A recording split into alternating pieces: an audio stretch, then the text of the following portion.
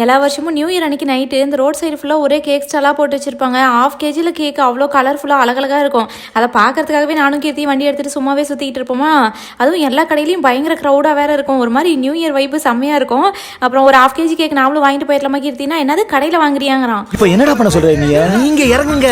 2-3 மணி நேரம் கஷ்டப்பட்டு கேக் செஞ்சு தரமோ நான் இவன் எதுக்கு தேவையில்லாமல் ஏப்ரன் மாட்டிட்டு கிடக்குறான்னு தெரில.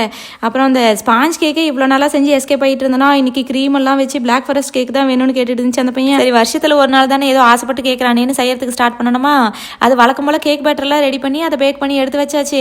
அது கூல் டவுன் ஆனதுக்கப்புறம் 3 லேயராக கட் பண்ணியிருக்கணும். அதில் ஒரு சோம்பேறித்தனம் 2 லேயராக கட் பண்ணி அதை சாப்பிடும் போது தான் ஃபீல் ஆச்சு 3ஆக கட் பண்ணி தான் நல்லா இருக்குமேனு. இதுக்கப்புறம் தான் மெயின் டாஸ்க்கே இருக்குது. ஃபுல்லாக க்ரீம்லாம் வச்சு கேக் ரெடி பண்ணணும்ல. அதுக்கு ஃபஸ்ட்டு இந்த விப்பிங் க்ரீம் நல்லா ஸ்டிஃப் பீக் வர மாதிரி பீட் பண்ணி எடுத்து ஃப்ரிட்ஜில் வச்சுக்கணும். ஃப்ரிட்ஜுக்கும் கிச்சனுக்குமே தான் நடந்துட்டு கிடந்தோம். அது கேக்கை உள்ளே வைக்கிறது வெளியே எடுக்கிறது அதே தான் வேலை.